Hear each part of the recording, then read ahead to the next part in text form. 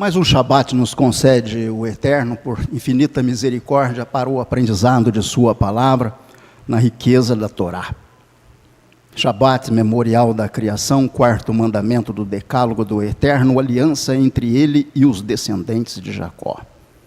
Nos diz a palavra de Deus que, ao fazermos a vontade do Eterno, no dia do Shabat, não a nossa própria vontade, não seguindo os nossos próprios caminhos, o Eterno nos celebrará na casa de oração, diz o profeta, que será chamada casa de oração para todos os povos. Nos diz o profeta Ezequiel que o Shabat é um sinal de aliança entre ele e os filhos de Israel. Memorial da criação, porque em 6 dias, diz o Eterno, dentro da Parashá Itró, o Eterno criou os céus e a terra, mas Shabat, que significa descanso, ele descansou, abençoou e santificou este dia. Obrigado, Baruch Hashem, por este dia. Quero mandar a minha saudação. Só abrir aqui a internet. Vamos lá.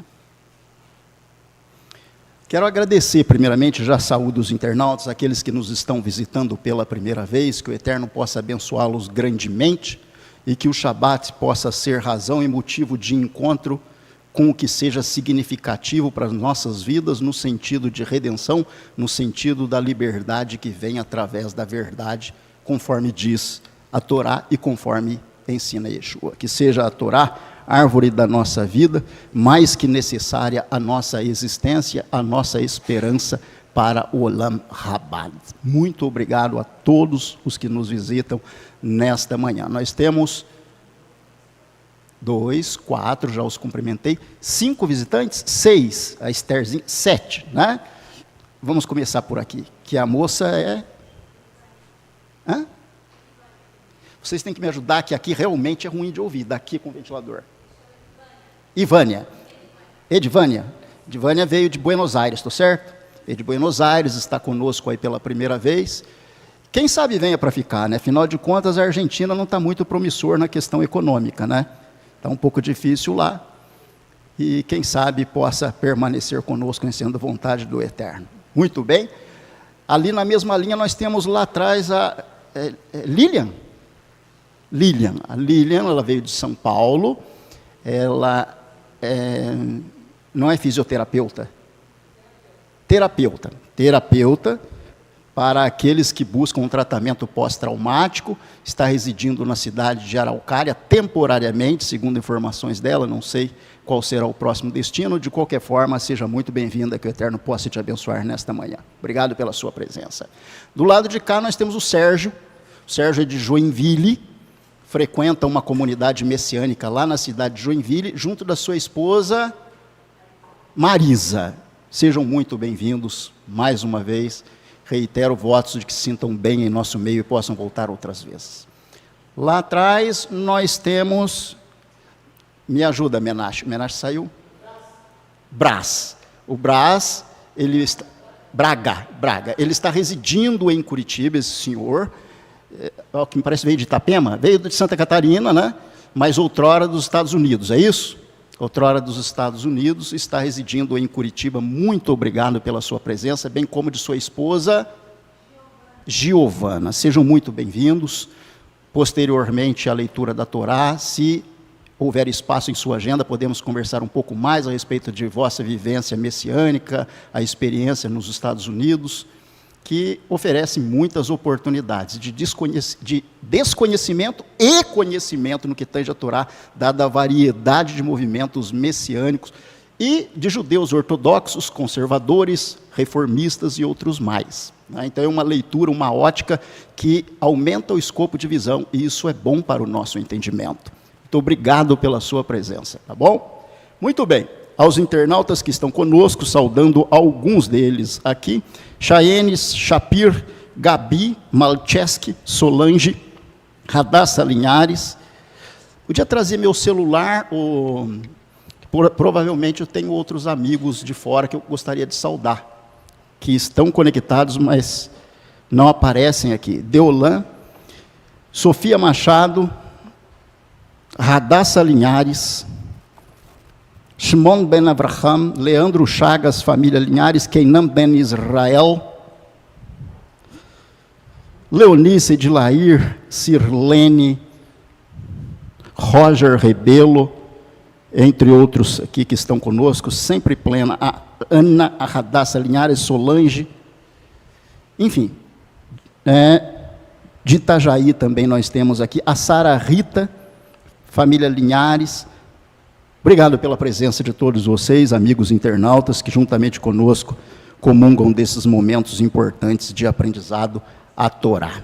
Muito bem.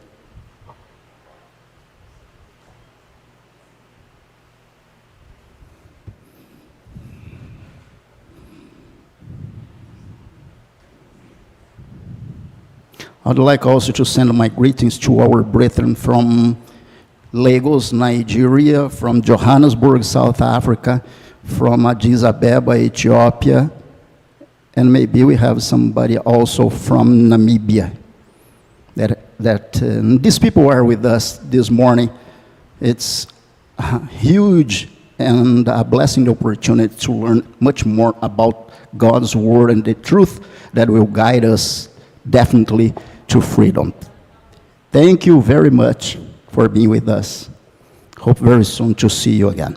Muito bem, então agora nós vamos ao estudo da Torá, Parashá desta semana, Yitro, também Reuel, né? Traz conceitos e ensinos importantes aos nossos aprendizados, e vamos buscar fazer conexão dentro da Torá, para maior e melhor absorção deste conteúdo. Esta Parashá, dentre os conselhos de Yitro, sogro de Moshe, que a eles são apresentados, nós temos o relato dos 10 mandamentos, que está em Shemot, ou Êxodo, capítulo 20. Mas o microfone está embaixo, contando novamente com voluntários que sejam participativos, nós vamos distribuir alguns versos para uma análise mais assertiva do contexto dessa Parashá e contar com a interação e participação dos Haverim, de todos os nossos irmãos. Shemot, capítulo 3, verso 1. Quem tiver com a Torá pode ler para nós, por gentileza, ao microfone. Shemot, Êxodo, capítulo 3, verso 1. Vamos falar um pouco de Moshe e a sua relação com Jetro e os 10 mandamentos. Algum voluntário gostaria de ler para nós? Deixa o microfone com o Bruno, vamos fazer assim. Shemot, capítulo 3, verso 1.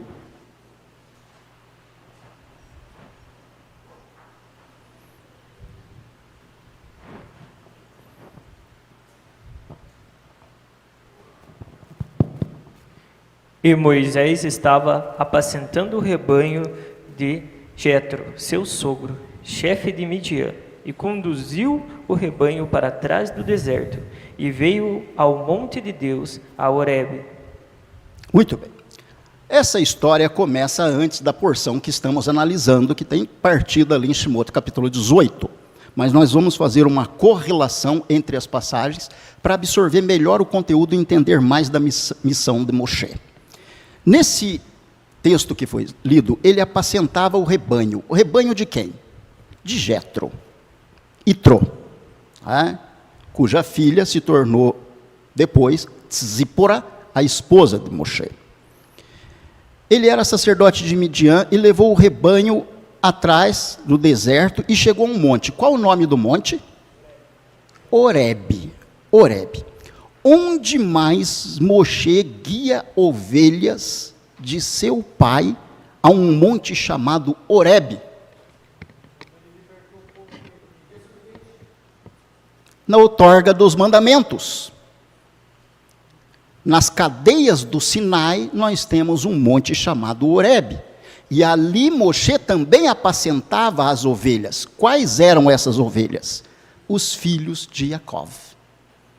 Vamos fazer uma correlação e entender que coincidências não existem, senão a nossa mínima habilidade de juntar as frações pequenas e entender o contexto.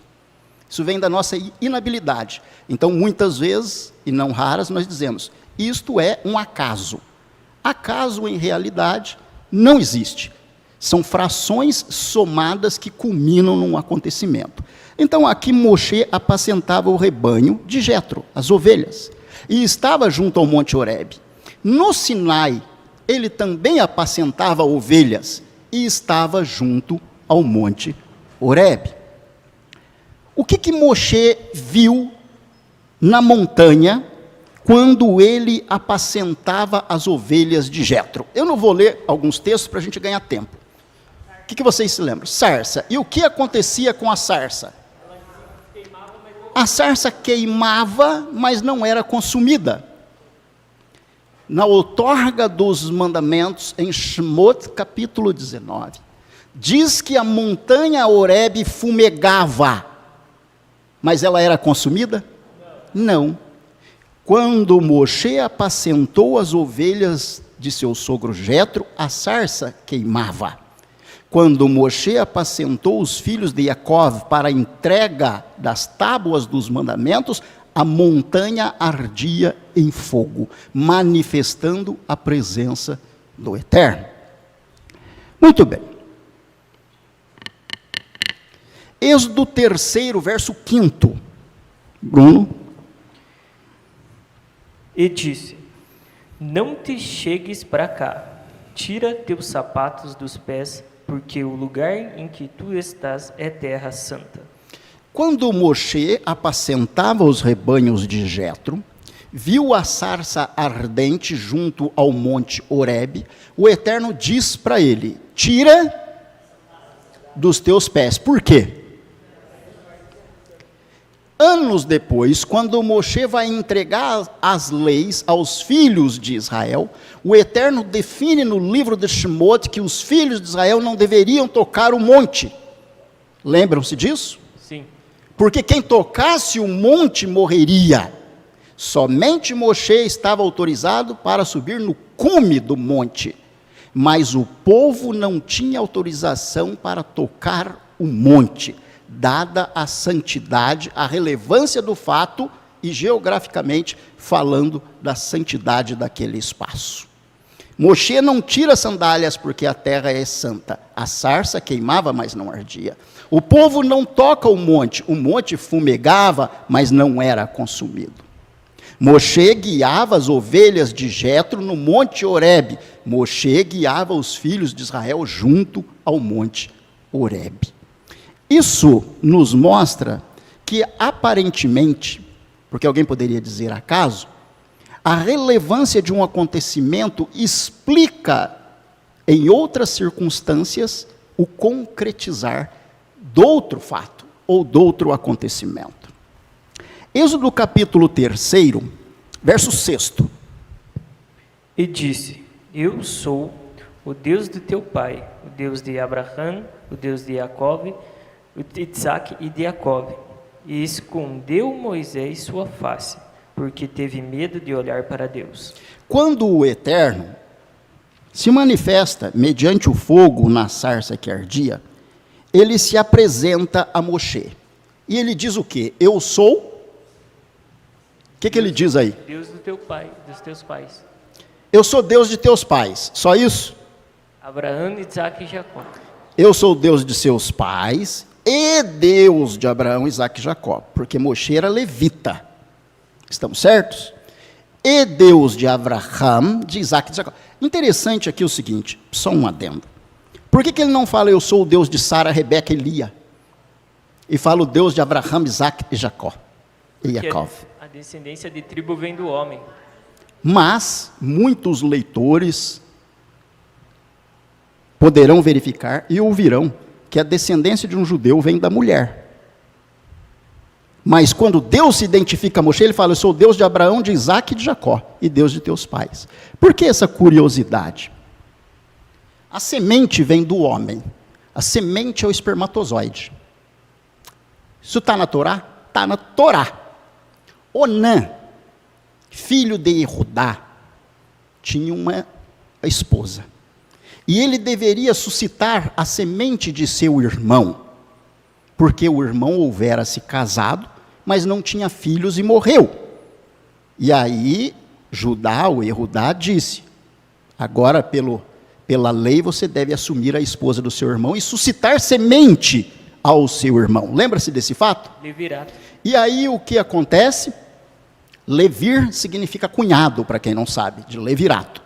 E aí quando Onã soube que a semente que seria gerado, ou o filho que viesse daquela união dele com a ex-cunhada, para suscitar a semente não seria para ele, mas para o irmão falecido.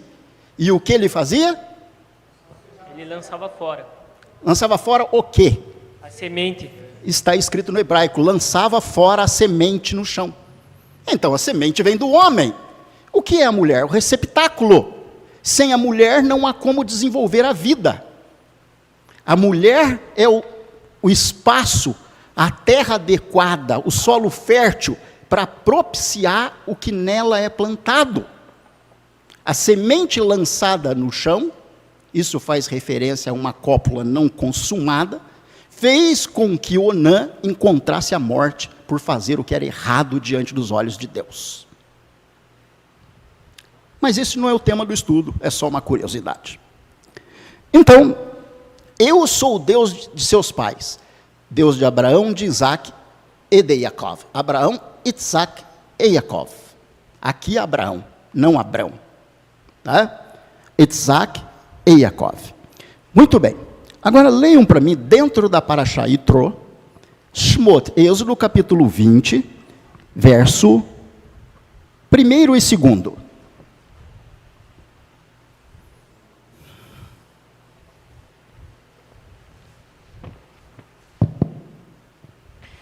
E falou Deus todas essas palavras, dizendo: Eu sou o eterno teu Deus, que te tirei da terra do Egito, da casa dos escravos. Não terás outros deuses diante de mim. Tá bom. O verso 2º diz o quê? E lá, na ocasião da sarça ardente, como é que o Eterno se identificou a Moshe, Bruno? Como libertador. Não. Vamos lá.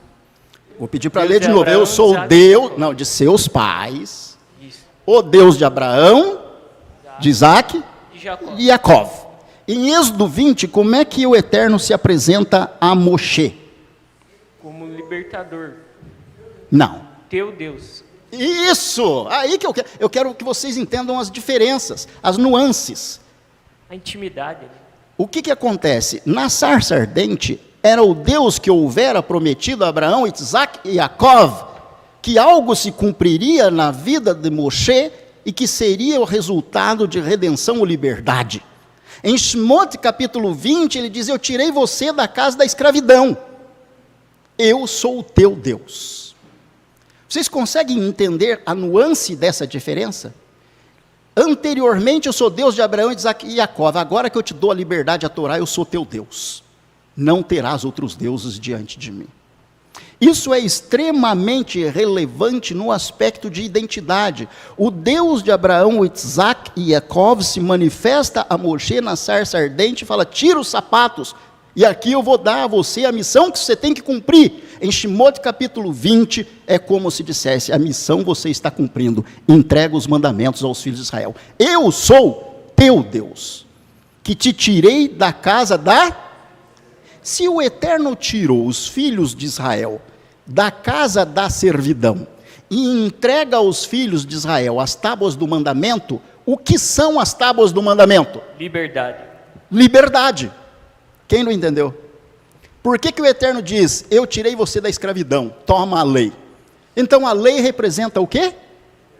Liberdade. Mas é esse o conceito aplicado no mundo em que vivemos? Não. Até no mundo chamado cristão, eles não dizem que a lei foi abolida? Como abolir algo que te traz liberdade? Se eu tiro algo através do que a sua liberdade vem, eu te coloco em cárcere. Então a ausência da lei é prisão, a presença da lei é liberdade. Não é esse o entendimento? Por isso o Eterno diz para os filhos de Israel: eu tirei vocês da terra do Egito, da casa da servidão, vocês não são mais servos, toma a minha lei. E por conta disso, Davi diz em Salmos: na tua lei medito de dia e de noite, são ela todo o meu prazer. Torá. Como é que a lei se torna prazer na vida de um israelita? Como? A lei constitui a diretriz de conduta que faz representar os frutos que você produz como salvo em Yeshua. Você não obedece à lei para ser salvo, você obedece à lei por ser salvo. Então a obediência à lei é o manifestar do fruto da sua relação com Deus e a sua redenção da terra do Egito. É entender perfeitamente o Deus de Moshe, dos pais de Moshe, Abraão, Isaac e Jacó, e entender o Deus que se manifesta na outorga dos 10 mandamentos, dizendo: eu te tirei da casa da escravidão, sou Deus teu. É o mesmo Deus, configurado em circunstâncias diferentes da vida e mostrando através do espelho o que representa a realidade. Muito bem. Isso aqui é muito interessante, gente, sabe por quê? Você vai encontrar, infelizmente, não somente em movimentos cristãos, infelizmente, mas até em movimentos messiânicos, em que é apregoado que aquele que se converte ao judaísmo não precisa cumprir lei. Infelizmente. Está convertendo para ser chamado filho de Abraão, Isaac e Jacó, aí Deus diz: eu te tirei da casa de escravidão, eu sou teu Deus, aí se diz para aquele que está no processo de conversão: você não precisa cumprir, porque isso aqui é só para o judeu. Está certo? É só para o judeu, certíssimo, mas você não está no processo de conversão para se tornar um judeu ou uma judia, então por que não é para você? Aí sabe como é que eles te chamam? Binei Noach. Fala: cumpre só 7 mandamentos que você entra no reino. Se você aceitar isso, quer seja por comodismo, e não apreço à lei, e não amor à lei, você não encontrará o Mashiach. Você encontra Jesus, que eu já expliquei na minha palestra do Hot Market, e aqui para vocês. Mas Yeshua não. Orei, encontrar Jesus não é a mesma coisa de encontrar Yeshua? Não. Jesus morreu na sexta, e Yeshua morreu na quarta. Jesus ressuscitou no domingo de Páscoa, e Yeshua ressuscitou no final do Shabat, e Yeshua é o judeu. E Yeshua diz: quer entrar na vida eterna? Guarda os mandamentos. Jesus disse, no conceito lá fora: eu aboli a lei. Então, existe uma grande diferença entre Jesus, que é simplesmente uma transliteração do grego Iesus, mas não é a tradução do nome Yeshua, que significa salvação, para Yeshua, leão da tribo de Judá, descendente de Davi. O mundo cristão encontrou Jesus, que vai levar eles para o céu, que manda transgredir Shabat, que come carnes impuras. Não é só não comer porco, é comer o que é kosher, adequado. Não comer halal. Tem muita gente que compra halal, porque é carne mais barata.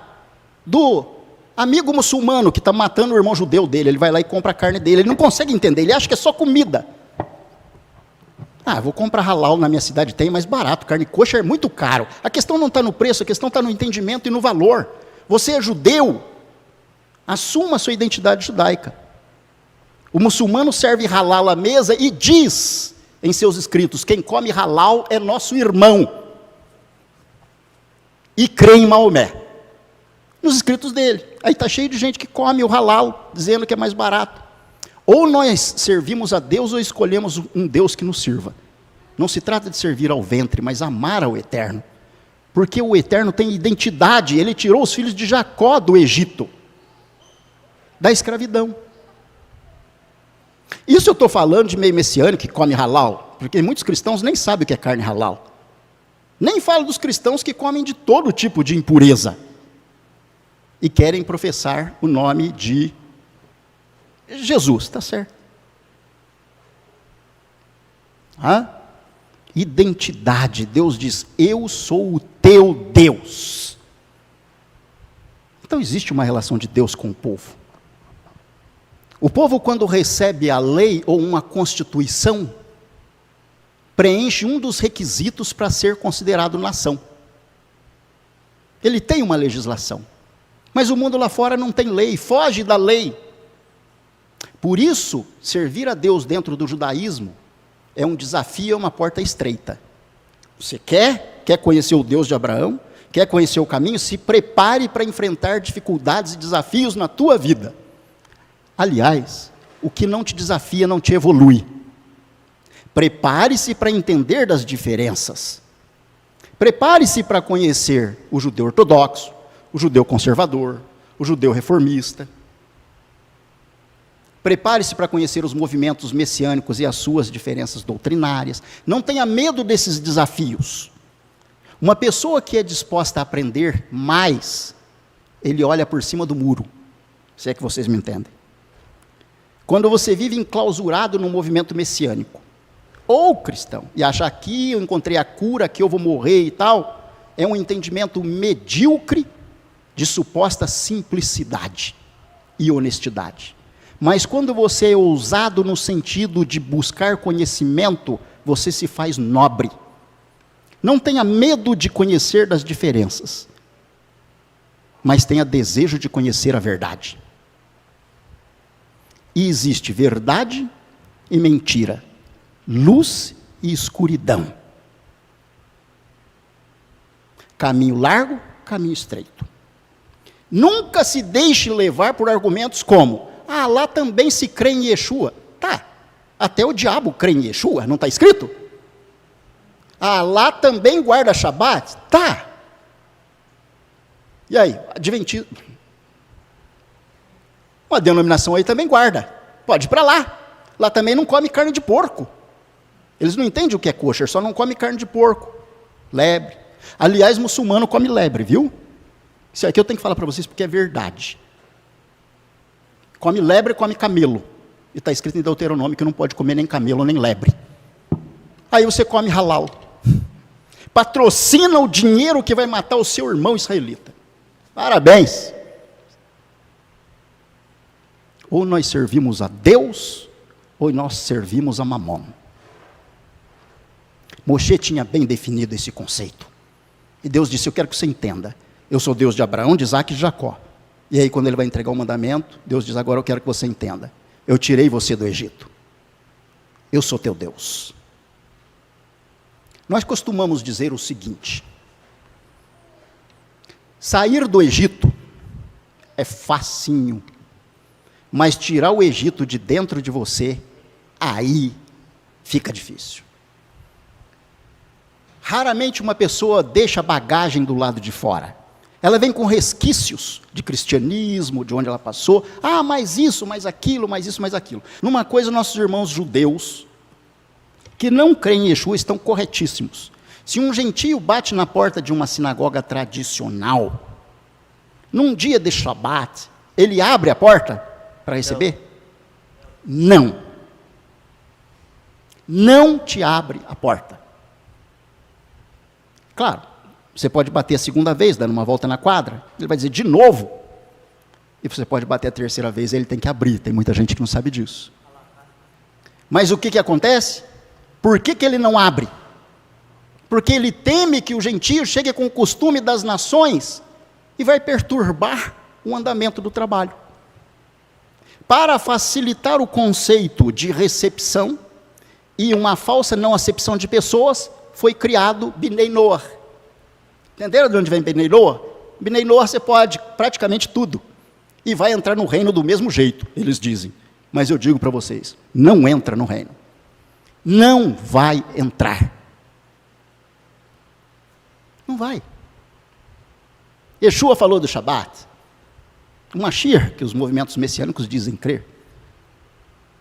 Yeshua falou do Shema Israel. E as pessoas não querem nem obedecer Shabat.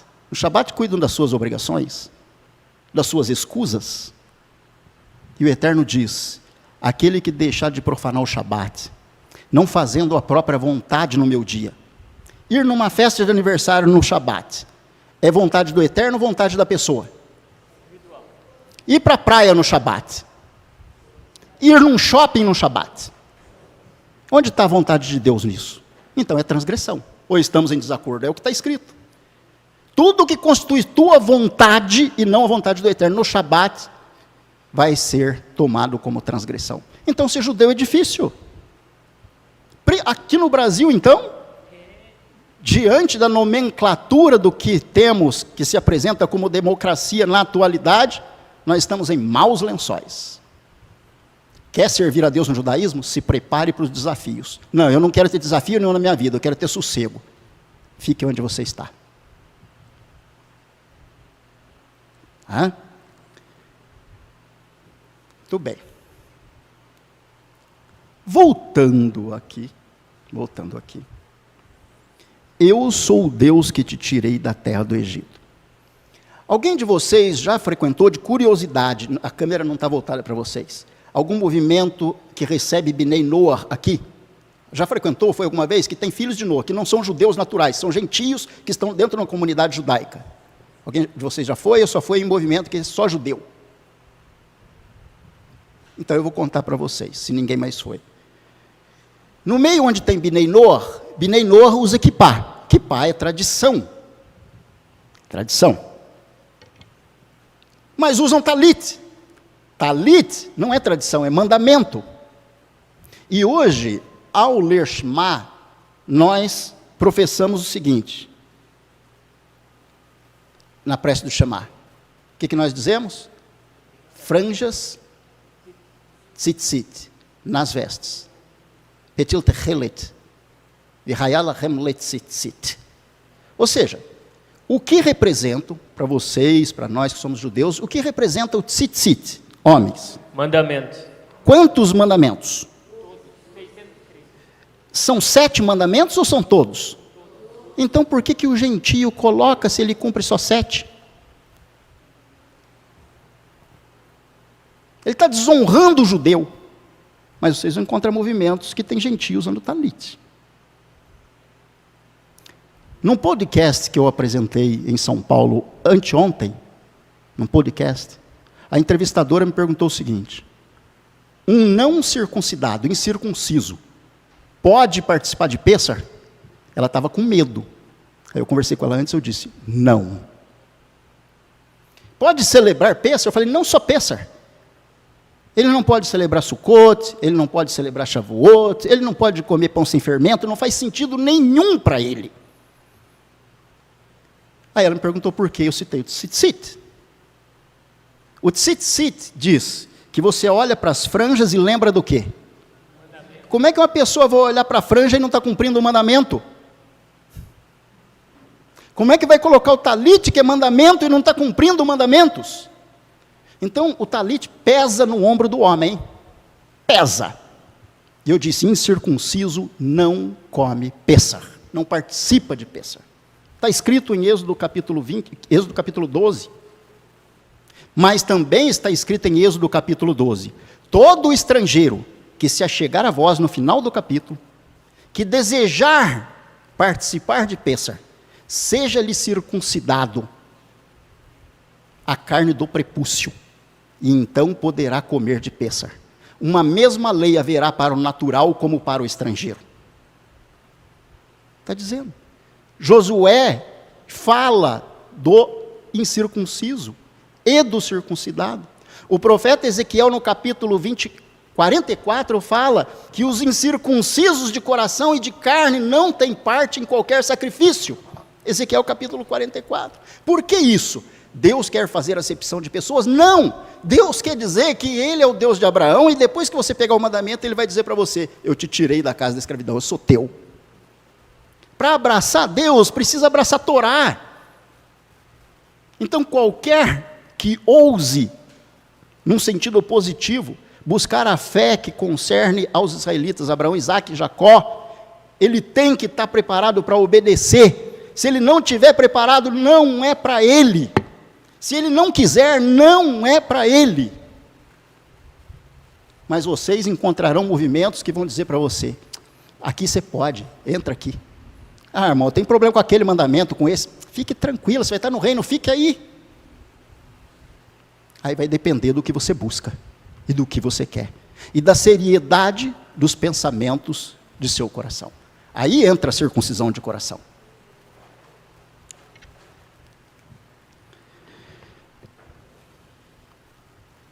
Então, Deus se manifestou ao seu povo e viu a aflição. Leia Shmot, está em Êxodo capítulo 3, verso 7, e depois o verso 10. Nós vamos ficar oscilando aqui, entre 3, 20, capítulo 3, capítulo 20, tá? Não jurarás em nome do Eterno teu Deus em vão, porque não livrará o Eterno ao que jurar seu nome em vão. Esse é Êxodo 3, 7? Perdão.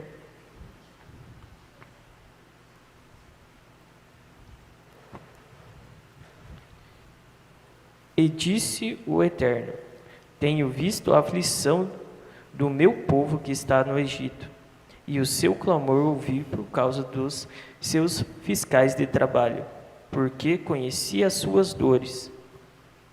O que o Eterno viu? Aflição, dor, sofrimento. De quem? Do povo de Israel. Aqui, o povo estava no Egito. Isso se chama empatia. Você acha que Deus não vê a sua dor, sua aflição, o desejo do seu coração em servi-lo? Ele vê!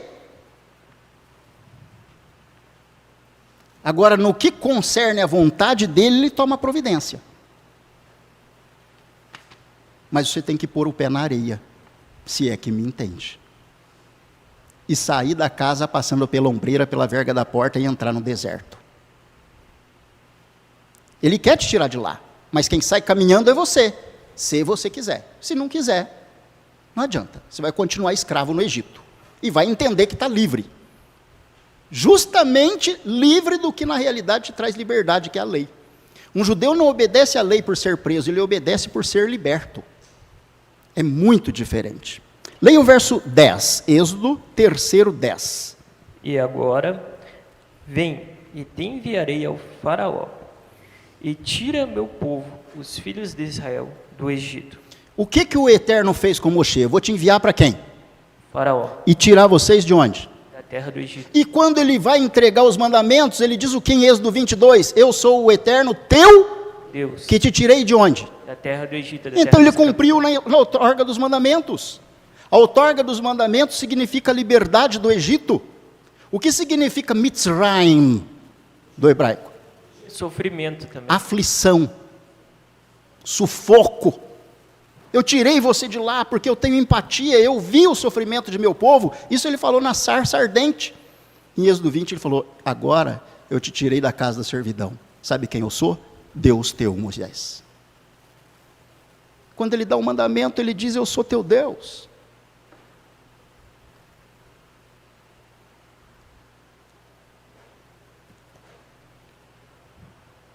Um judeu religioso, verdadeiramente religioso, ou aquele que está em conversão, não tem problema com a lei. Ele não questiona, ele cumpre. Ele cumpre.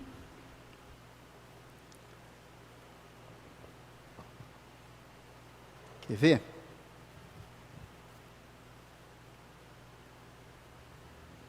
Êxodo 3, verso 12. E disse, porque estarei contigo, e isto será para ti o sinal de que eu te enviei, depois de haveres tirado ao povo do Egito. Servireis a Deus sobre este monte. Em que monte Moshe estava quando a sarça ardeu? Horebe. E quando ele entregou os mandamentos? Horebe. Horebe. Olha só a distância entre os acontecimentos. Ele nem tinha voltado ainda para Mitzrayim, ou Egito, para liberar o povo na sarça ardente. Aí o Eterno diz, eu serei contigo, e isto será por sinal que eu te enviei, quando eu te tirar das terras Do Egito. da escravidão. E lá em Êxodo 20 ele diz o quê? Eu sou o Deus que te tirei da terra da escravidão. E entrega o quê para o povo? Torá. Mandamento. Então o mandamento é o quê? Liberdade. É a liberdade. Ser judeu é amar a Torá. Cumprir o mandamento com amor, ter ansiedade por cumprir. Shabat está chegando, é dia de santa convocação, é dia festivo, de estar com a comunidade, de aprender a Torá. Não é aquilo, Shabat está chegando, se eu não for, aquele irmão vai perguntar por que eu não fui. Shabat está chegando, esse eu não vou, quero dormir até mais tarde, estou cansado. Pois faça a tua vontade. Se mais a mim que Deus requer que eu transmita. E ele diz: santificareis os meus sábados, porque servirão de sinal entre mim e vós, para que saibais que eu sou o Senhor que vos santifica. Isso está em Ezequiel 20. Ezequiel 20. Deixa eu ver o capítulo para não falar errado aqui. Bom? 12, 20, né?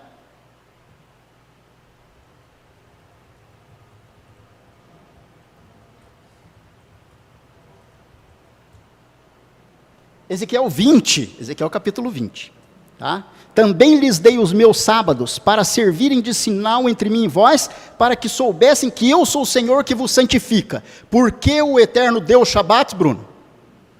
Em memória da... Não, eu vou ler de novo o verso. A resposta é só no verso. Olha só, tem duas coisas aqui que eu quero que você cite. Também lhes dei os meus sábados, para que? Para servirem de sinal entre mim e vós, para que soubessem que eu sou o Senhor que vos santifica. Por que o Eterno deu o Shabat? Sinal entre o Eterno e o povo dele, e para santificar. Então, quais são as razões? São poucas? É um sinal entre mim e vós. Você quer ter elo com o Eterno? O Shabat é a aliança.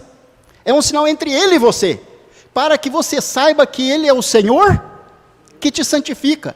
E quando a pessoa não observa o Shabat, como é que ela vai saber a respeito do Senhor? Ela não tem o sinal da aliança. E aí como é que faz? Se perde na identidade do Deus e dela própria.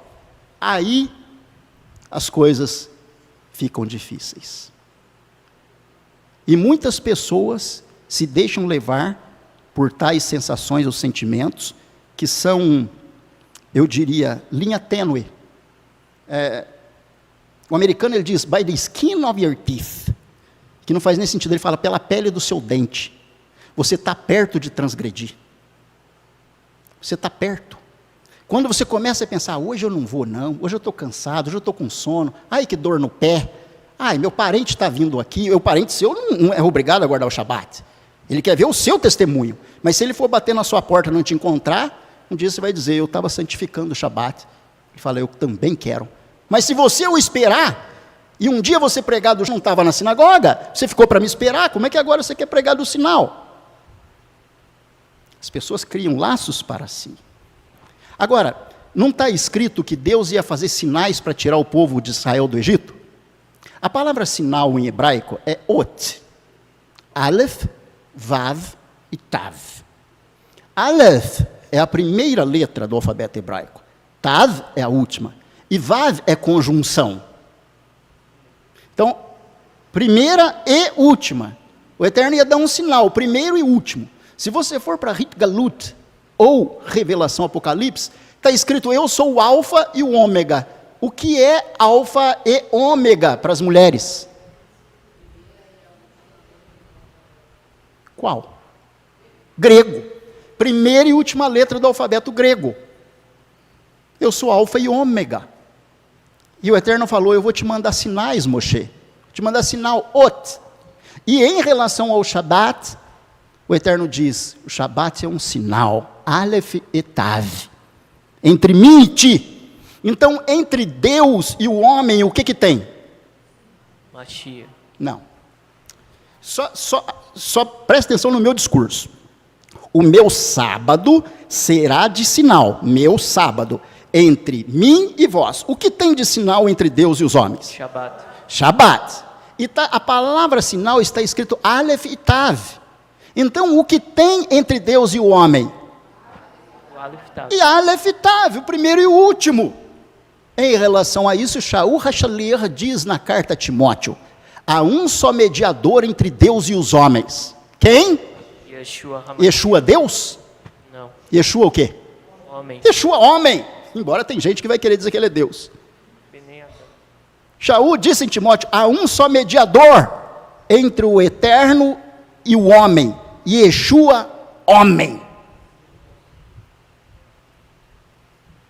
Mas você vai encontrar gente que defende igual a Trindade. Diz que não crê na Trindade, mas admite Jesus Deus. Tem por aí. Essas pessoas não vão encontrar Yeshua judeu, vão encontrar Jesus. Jesus que transgride Shabat, Jesus que aboliu a lei, Jesus que morreu na sexta-feira, Jesus que manda comprar ovo de chocolate na Páscoa, que manda você vestir o seu filho de coelhinho. Está cheio por aí. Que nasceu em 25 de dezembro. Você vai encontrar, olha, arrisco até dizer, judeu messiânico que põe árvore de Natal em 25 de dezembro dentro da casa. E não sabe que é um culto ao Deus pagão Sol. Que não tem nada a ver com o nascimento de Yeshua, porque Yeshua nasceu em Etanim, nasceu em outubro. Os pastores estavam no campo guardando as ovelhas, não estavam? Mas dezembro, para quem já foi em Israel, é um inverno rigorosíssimo. Dezembro, janeiro, frio. O que os pastores iam estar fazendo com as ovelhas no campo num frio desse? Não foi dezembro. É por isso que você vê o Papai Noel andando de carruagem na neve. Leia a Bíblia. Deixa de viver fantasia, quer viver a realidade, quer viver a redenção? Pega as leis do Monte Horebe. Pega a aliança, a Aleph Tav, porque sem aliança você não consegue a identidade do Deus de Abraão, de Isaac e de Jacó, e nem do Deus de Moshe. Por isso que, para um cristão, você ensina primeiro quem é Deus.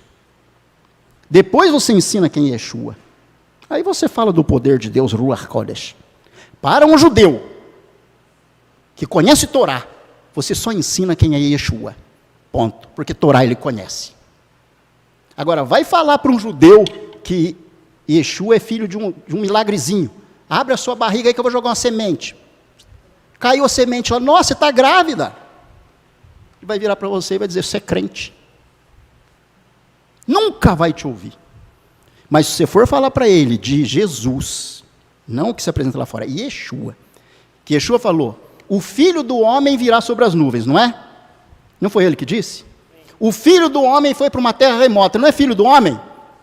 Por que você vai falar filho de Deus então? Aí eu estou falando de Novo Testamento, criatura. Tem que apresentar um Mashiach que o judeu está esperando. Ele não está esperando um Deus, ele está esperando um segundo Adão. Na Havdalah, que faremos hoje, ao encerrar do Shabat, após o pôr do sol, nós cantamos uma canção que diz, Eliyahu Hanavi. Já ouviram? Como é que diz a canção? Hanavi, Eliyahu Hatisbi, Eliyahu, Hagiladi. O que diz aquela canção que todo judeu canta? Ele está esperando Elias para anunciar o Messias judeu para ele.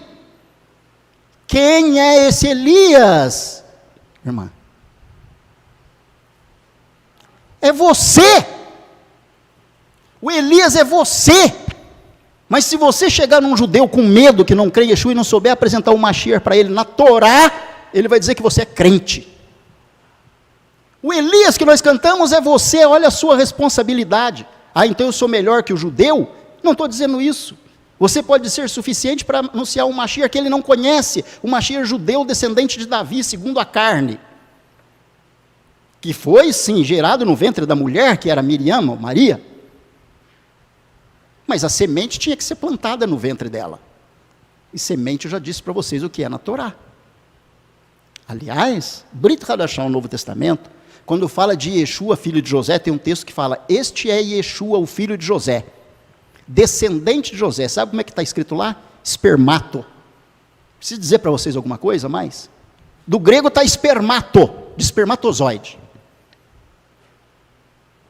Ai, mas José quis deixar Maria para não difamar. Lê alguns versos antes. Está escrito José, marido de Maria, do qual nasceu Yeshua. Por que o mundo cristão, em alguns, não tem interesse que Yeshua seja filho de José? Porque daí ele não pode te salvar. Aí ele não morre. Não é Deus. Se ele for um Deus, aí como é que Deus morre? Aí ele não pode te salvar. Aí não precisa nem ressuscitar. Porque é um Deus. Tome cuidado com essas doutrinas de Jesus Deus. Tome muito cuidado. Um judeu religioso, conhecedor de Torá, profetas e Terelim, Salmos, abomina Trindade. Por quê? Porque ele odeia você? Não, porque ele sabe que isso vai te afastar do Deus de Abraão, de Isaac e de Jacó. Vai te afastar. E você não vai encontrar nem Deus, nem Jesus e nem Espírito Santo. Aliás, o anjo disse para Maria, o que em ti está gerado é de quem? Para as mulheres. O que o anjo disse para Maria no Novo Testamento? Não temas, José, receber Maria por tua esposa, porque o que nela está gerado é o quê?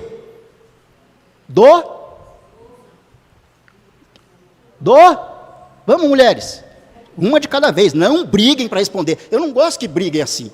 Estão brigando para responder, eu vou virar para o lado dos homens. É muita briga, uma pergunta difícil.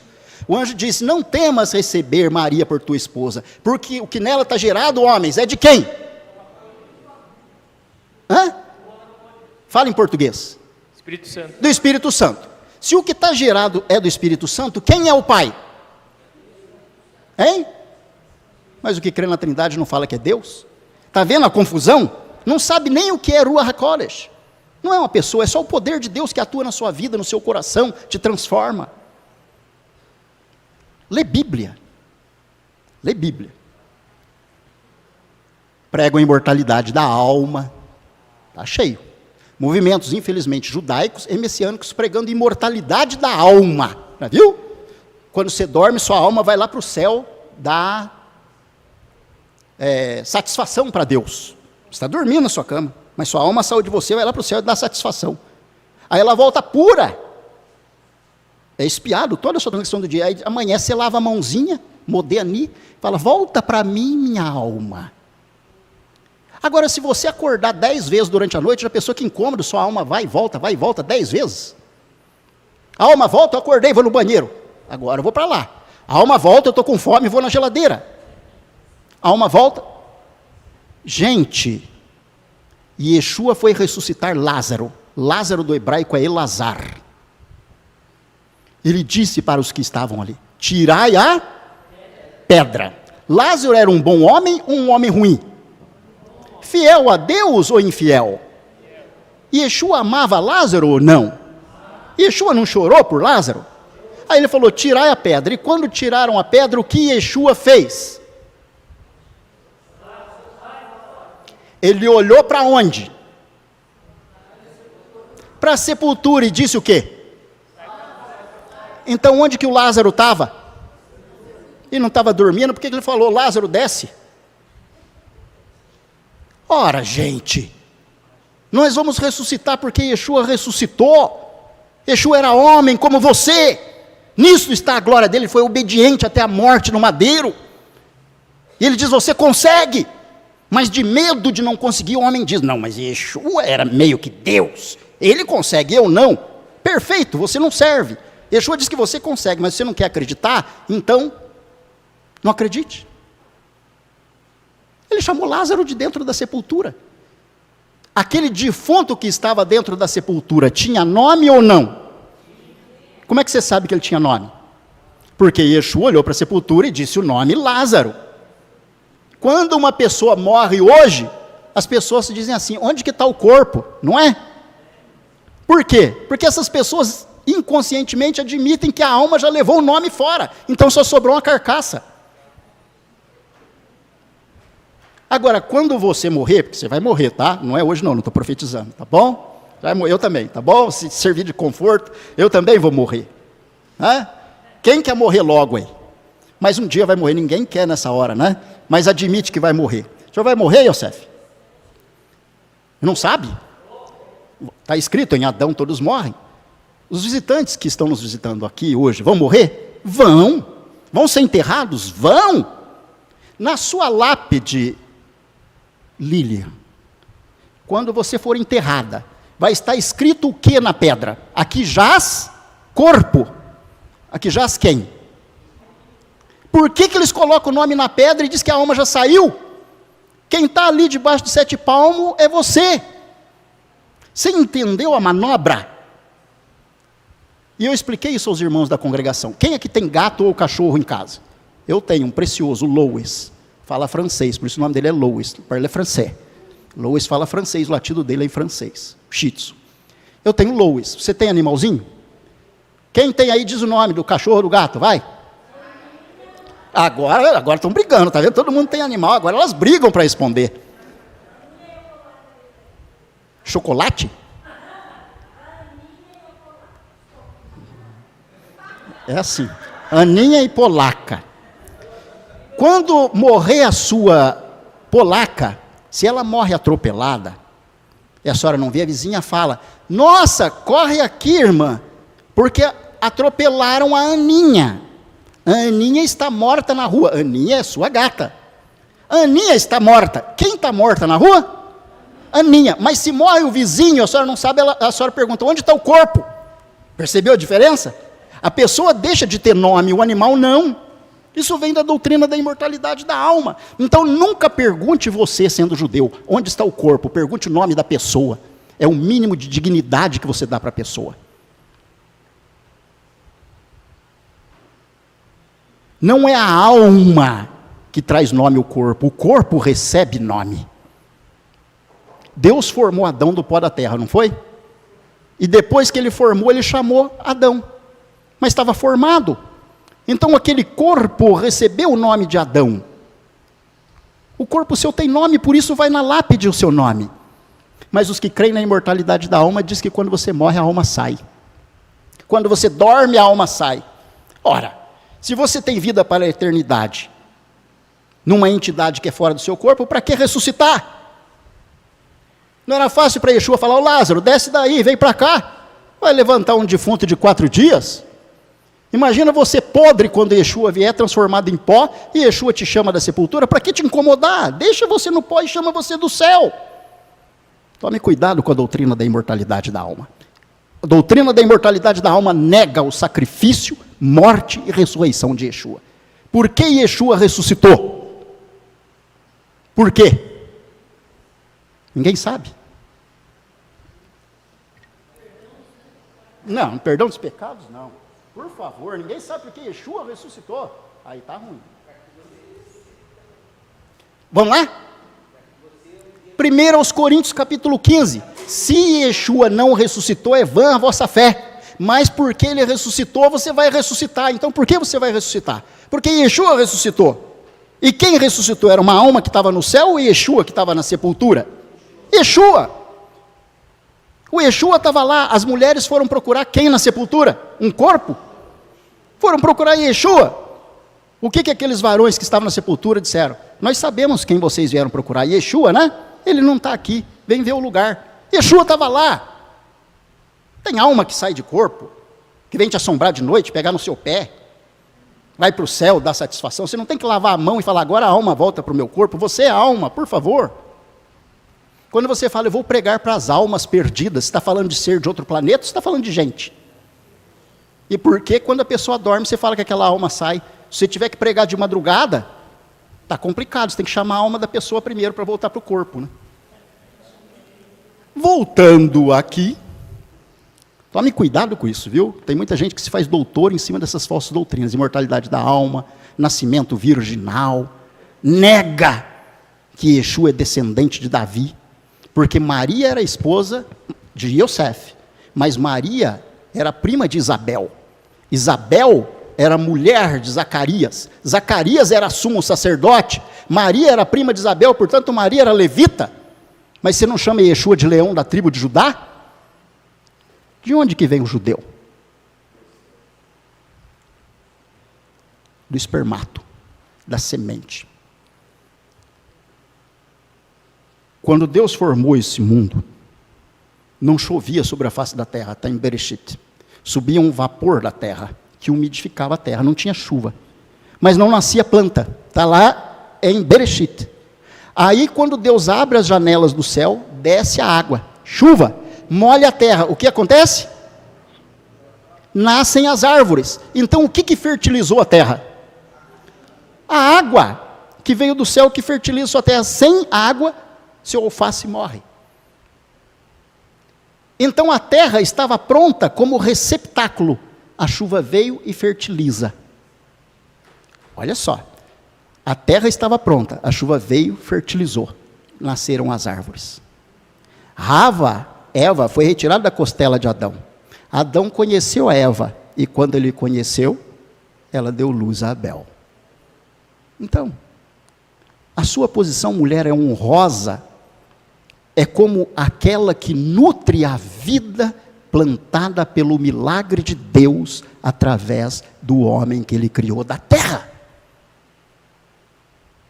Fruto do seu ventre é nobre, é milagre,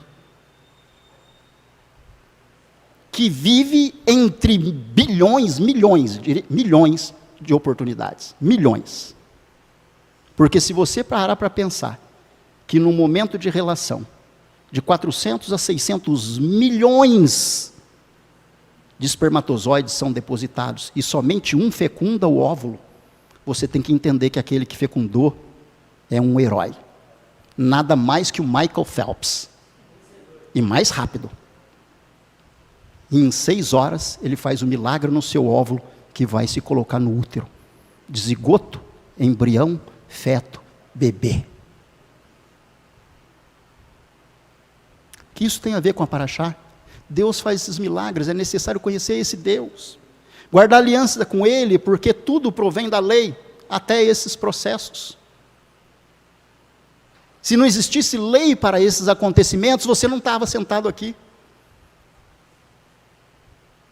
Se Deus não tirasse a mulher do homem e fizesse a mulher como ajudadora, nenhum de nós estaria aqui, concorda? Então agradeça a mulher. Seja grato à mulher. E seja grato a Deus também, porque se a mulher estivesse dentro da gente, vou dizer, eu já tinha pulado num precipício. Tinha entrado debaixo de um caminhão. Quando chegasse aquele período, eu ia ficar louco, mais careca do que já sou. Aí Deus falou, não é bom, vou deixar o homem dormir, vou fazer uma parte que ele não, que tem que estar do lado dele, mas não pode estar dentro dele. Que vai ser sensível, que vai ter uma visão diferente do homem, que vai complementar, que vai ajudá-lo a entender muitas coisas. E vou colocar o homem como cabeça, para ser um guia da mulher. E vou fazer com que ambos possam se amar de forma tão intensa que entendam que aquilo é unidade. Mas uma unidade física, emocional e principalmente espiritual. Se não houver conexão espiritual, não tem nem emocional nem física, só tem paixão. E paixão é lascívia, diferente de amor. Voltando aqui, já vamos encerrar. Internauta.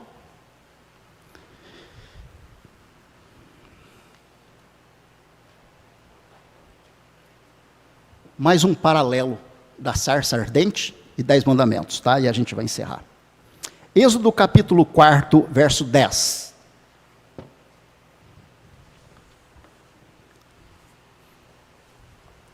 Vou dizer, 2 ventiladores para dar conta e está pouco, viu? O andropausa está pesado.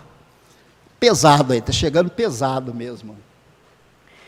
E disse Moisés ao Eterno, rogo, Senhor, eu não sou homem eloquente, nem de ontem, nem de anteontem, nem deste que falaste a teu servo, pois sou pesado de boca e pesado de língua. Muito bem. Então, quando o Eterno manda Moshe para libertar os filhos de Israel, ele disse, eu não sou homem de palavras, lá está davar, ou devarim, que são palavras. Tá? Deuteronômio significa palavras, é devarim do hebraico. Eu não sou homem de palavras, ou seja, eu não sou eloquente, Senhor. Nem de ontem, nem de anteontem, faz tempo, eu não sou assim. Eu matei um egípcio, enfim, eu sou duro. Eu sou pesado de boca. A palavra pesado no hebraico é kevad. Mas kevad não é pesado. Kevad é slow. O que é slow em inglês? Fácil aí para a classe. Lento. Slow. Eu sou lento de palavras, Senhor. Kevad. São escritas, essa escrita inclui 3 letras. Kaf, Beit e Dalet. Eu sou kevad, eu sou lento de boca, Eterno. Como é que eu vou fazer isso aí? É difícil para mim. Agora leia Shemot, capítulo 20, verso 12. Vamos lá. Honrarás a teu pai e a tua mãe, para que se prolongue os teus dias sobre a terra que o Eterno teu Deus te dá. O que esse mandamento diz? Honrarás? Para quê? Então, quando você honra, tem um benefício. Qual é o benefício? Vida prolongada. Prolongada. Está aí para aqueles que seguem uma vida dissoluta e complicada, porque que arrisca viver muito menos e amanhecer com uma boca cheia de formigas.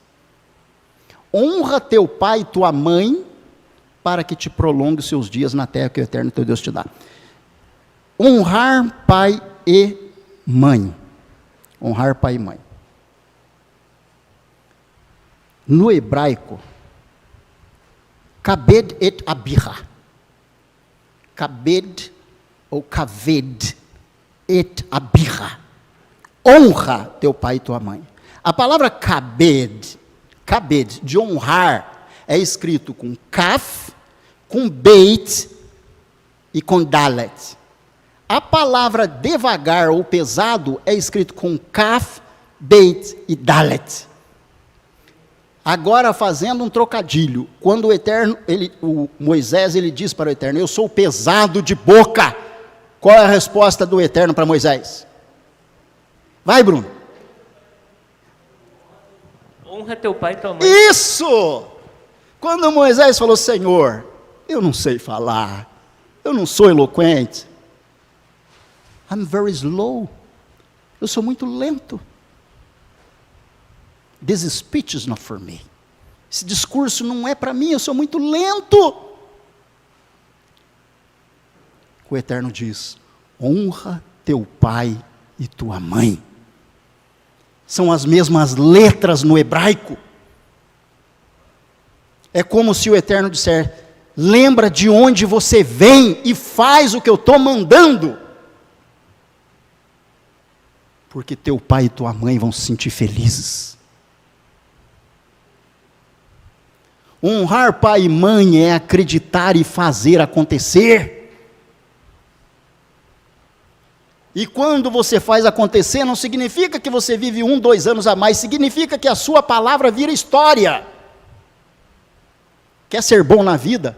Faça os outros terem saudade de você quando você morrer. Prolongar os dias é prolongar as palavras que você não sabe falar, Moshe. Então honra seu pai e sua mãe, porque são as mesmas letras do hebraico, honrar e ser pesado de boca. Aí você diz: eu tenho medo, eu estou com medo, eu tenho medo disso, daquilo, eu não posso fazer. Se o Eterno quiser o bem, Ele vai fazer, o Eterno proverá. O Eterno proverá. Não use de apoio, muleta, uma escusa que vai gerar uma falsa sensação de conforto. Vou te dar um exemplo. Eu não consigo obedecer esse mandamento hoje, mas se for vontade do Eterno, eu vou fazer. Você acha que o Eterno tem vontade que você obedeça a Ele ou não? Então por que as pessoas vão dizer: se for vontade do Eterno vai acontecer? A vontade é do Eterno, está faltando a vontade de quem? Diga para mim. Quando você fala: bom, eu sei que eu tenho que comer carne adequada, porque o Eterno diz em Vaikra, Levítico capítulo 11, e Devarim, Deuteronômio capítulo 14, não coma estes animais, sede santos porque eu sou santo. Por que o Eterno diz para você não comer? Porque Ele é santo e quer que você seja. Você fala: bom, mas está muito caro, então Deus vai entender, hoje só eu vou comer isso aqui, ninguém está vendo, só hoje. Se o Eterno quiser e prover, amanhã eu como e cumpro o mandamento dele. Você acha que o Eterno não quer? Ora, seja sincero, eu e você, diga: eu não quero fazer. Nisso está a beleza da autenticidade.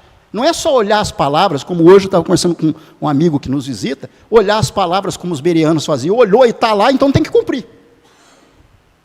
Porque se olhar e ver que está e não cumprir, não é diligente como o bereano, mas é audacioso o suficiente para dizer: eu não quero cumprir, mas vi que é verdade. E aí continua no Egito.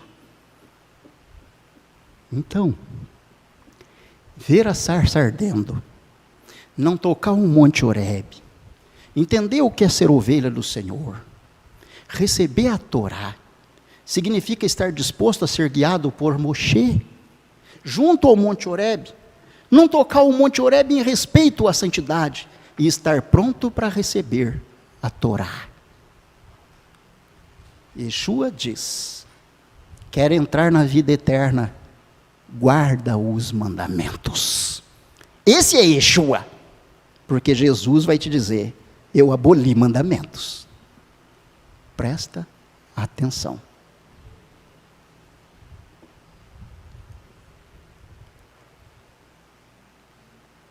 Onde está a resposta para tudo?